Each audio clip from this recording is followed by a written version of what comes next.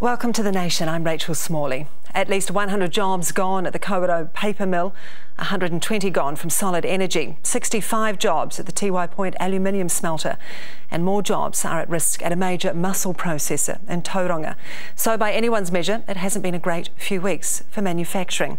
Is this just part of the ups and downs of business, or does it suggest our manufacturing industry is growing increasingly fragile? Economic Development Minister Stephen Joyce is with us. Good morning, Minister. Morning, Rachel. How are you? Very well, thank you. Thank you for coming in.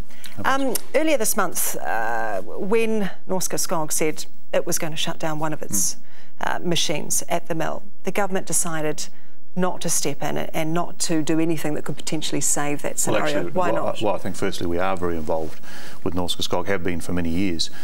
So New Zealand Trade and Enterprise have been working with them for some time. They've actually been spending $250,000 on a plan to move them into the biofuels industry that Norske Skog's been working on, and we're also looking at a primary growth partnership. So it's not actually correct to say that we're not involved. But there's still 100 jobs that are going there. Did you have a conversation with Norske Skog about this? Did you know this was going to happen and that the Australians were potentially going to subsidise? It's actually been in the public domain now for some months, and I met them in late June. What they've really announced in the last week is confirmation of something that they'd already announced. And the reality is that we're talking about the newsprint industry, which is in decline, and right around the world, and they showed me their figures.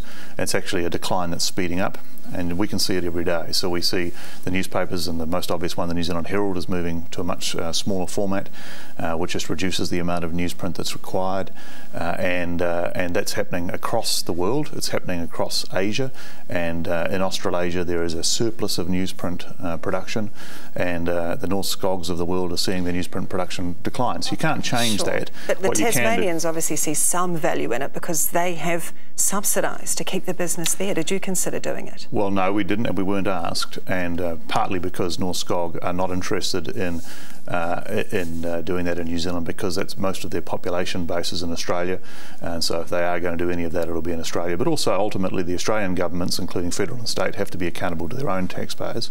I think the New Zealand taxpayers would look a bit sideways at us if we were investing in what is a declining industry and just seeking to prop up an industry. The challenge with all of this, because everything changes over time, you can't freeze industries in place, and the newsprint industry is a prime example of that. The challenge is actually to ease the opportunities for other jobs, and that's why we're investing so much in the research and development area, and that's why we want to make the changes, more changes to the RMA, to ease the development of jobs and development of businesses, and to encourage businesses to invest, and that's very important.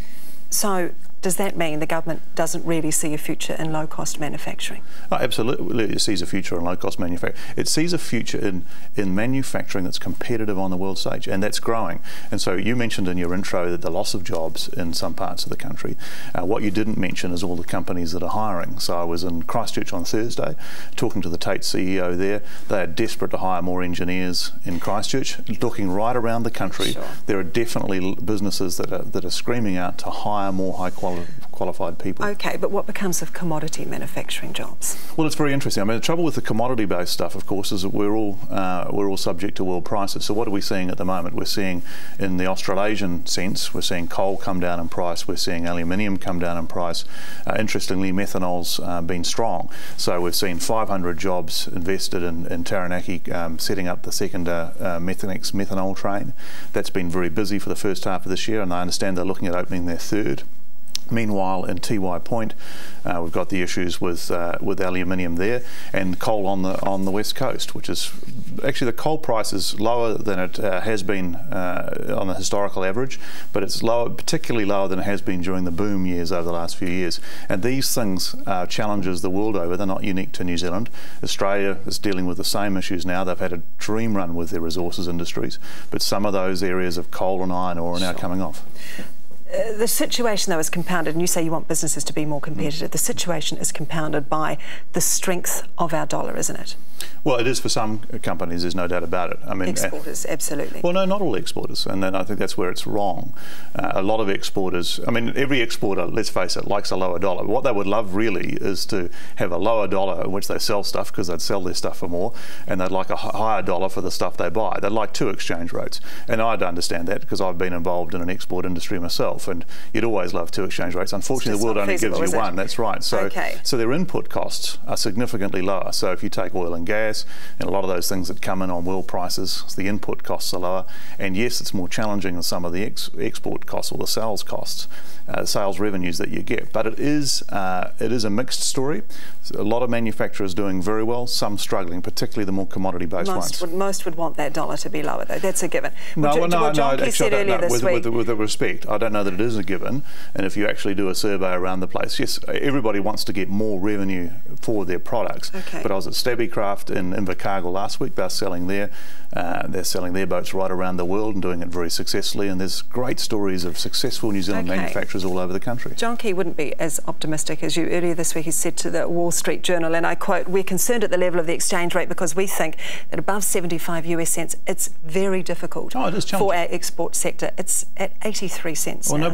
Nobody's arguing that it isn't challenging. You'd agree with him then? Yeah, absolutely. Okay, so based on that would suggest then right now New Zealand manufacturers can't be competitive. Well, no, but you see, the evidence of that is not the case across the board. So what we've seen, you mentioned some figures in terms of manufacturing in the last quarter. Well, what happened in manufacturing is that coal and minerals manufacturing reduced, but actually machinery manufacturing went up, actually grew during the quarter. Also, food and beverage manufacturing went up. So yes, it's challenging. There's no doubt about that. And there's never been an exporter that doesn't want a lower exchange rate, no matter what level. I mean, we used to have 40-something cents in the US dollar in the early 2000s, and there were still people wandering around saying it should be lower. At what stage does the dollar become too high, Mr. Joyce? At what stage is it too high? Well, over time it won't become too high. I mean, the individual vagaries... Well, that's right, but ultimately it's market fundamentals. And so ultimately nobody's going to bid the New Zealand dollar beyond what they consider it should be at. Now, even if it bounced through, say, for example, the quantitative easing that's coming through at the moment, it will come back again, because fundamentally the value of the New Zealand dollar is determined by what the world believes is the future of the New Zealand economy. And if they bid it up too high, then they will look at it and say, actually, we've bid it up too high and we'll bid it down again, because economists suggest it could hit parity. It may do, but that'll be because the US is completely in the toilet. But then how do businesses, how are they competitive? How can New Zealand businesses be competitive if it hit parity? Well, fundamentally, the real opportunity at the moment, and everybody knows this, is that it's the Australian dollar. And we're currently at quite low levels against the Australian dollar, about 78 cents. And you can't have different exchange rates for different countries, as we know. Yes. If we went down further against the Australian currency, which is what, for example, Mr. Wally recommends, he suggests that there should be a 20% devaluation in the New Zealand dollar, or 25% I think he's looking for.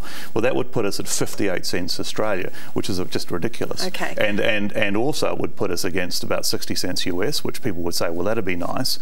But then, of course, you'd actually be talking about very substantial rises in living costs for New Zealanders. So unfortunately, you only have one exchange rate. Okay. The exchange rate is the assessment of what people think of the future of the New Zealand economy. The quickest way to get it down would be to do some very reckless things that would actually put our economy at risk. Winston Peters thinks he has the answer. With his Reserve Bank Amendment bill, he's been drawn for the ballot. He wants the primary function of the Reserve Bank to be broadened, really. And I quote from what his bill says. He wants it to include other critical macroeconomic factors, such as the rate of growth, export growth, the growth word that we constantly hear from the government, the value of the dollar, and employment.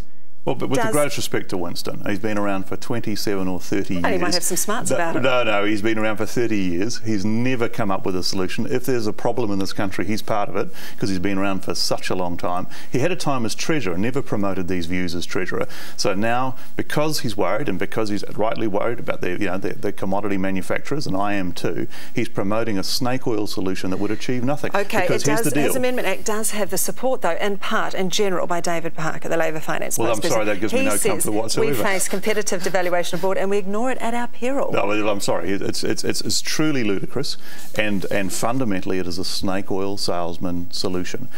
And Parker was called on the left this week by his own supporters on the left, who said what he's arguing for is he's sitting in front of exporters and saying, I want to make life easier for you, and then he's turning around to New Zealanders and saying it will have no impact on you. And fundamentally that is not the case. It's dishonest, and you can't say it. Sure. Where is your growth going to come from? then. What do you say to the people of Kawerau, the 100 who've lost their jobs, and say, what are you going to do for work before Christmas? There's fantastic opportunities for growth in this country, and we are seeing Kawerau, those 100 people. Let me come to Kawerau in a second. You asked where's the growth coming from, and I think it's important that I answer your question.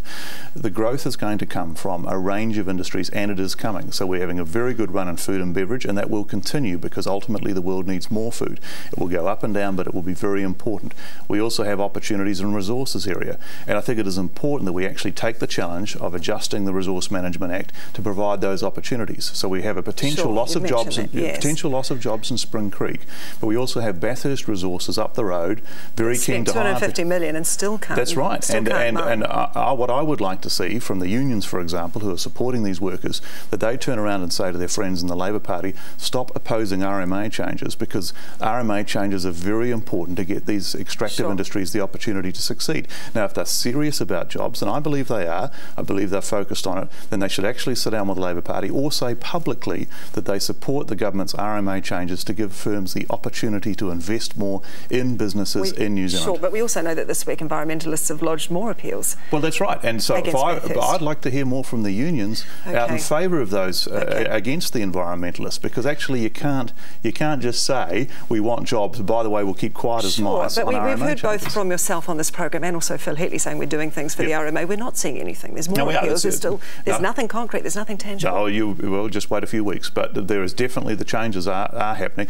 But it's not just about the legal changes either. It's about how welcoming we are for those sorts of opportunities. And fundamentally, we need to be more welcoming if we want to have those opportunities in those industries. Now, in other industries, we can move ahead. But in those industries where you've got a number of people who are working in resource-based industries, we need to be more welcoming, more encouraging, and more understanding of the fact that you can't argue for jobs and then turn around and oppose the opportunity for those jobs to be created. Now, Kawerau is a wonderful resource base. It has the forestry industry. Well, it is and it isn't. It's got one of the highest percentages of solo mums. It has people with a large number of no qualifications. But in terms of the opportunities for businesses in Kawerau and the surrounding area, there's still 100 people without jobs. What do they do? Let me take you through it.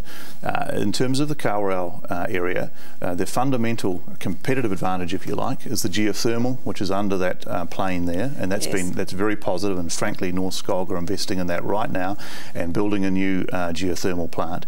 There's also the forestry resource, and we talk about North Skog, but we have Carter Holtz on that site, and CSR are actually investing right now, and you haven't mentioned that in any of your stories so far. Sure, but this is not happening short term. The job creation isn't there in the short term. I'm sorry, it is happening right now. In June, I was there. What can you say to those 100 people? Where will they get jobs from before Christmas? Well, excuse me, let me tell you what's going on if you want to hear.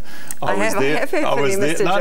was there before at the end of June and walking around a construction site for a new geothermal power station. Now, you didn't mention any of that in your intro this morning, and also in the CSR site, they are investing as well. Now, and there's also in Kawerau, I think, a very exciting thing that's going on. The community's got together with the employers, and they're working on this thing called the Industrial Symbiosis Project, which is all about making it more sounds like a PR event, I have to say. Well, no, well, you can say that when you're sitting quietly here in Auckland, but actually it's very real for the people in Kawerau, and they're very focused on making sure that these opportunities are explored. And North Skog are investing in the biofuels industry in Kawerau and trying to make it happen. So there's a lot of people working very hard. That same company, North Skog, gave 2 reasons for closing one of its machines in Kawerau. It says falling demand and unfavourable exchange rates. So, do you think that the Reserve Bank's sole objective now should still be inflation? The Reserve Bank's fundamental objective has to be inflation and keeping the New Zealand economy on track over time. You cannot say to the Reserve Bank, we want you to favour one particular industry against a whole bunch of other things that's going on. That is not the answer. The answer is to make the New Zealand businesses more competitive. That's what our business growth agenda is about. It's investing in skills, it's investing in innovation, it's investing in changes to the RMA to get things happening, it's investing in growing export markets. So you won't intervene? Well, it's not.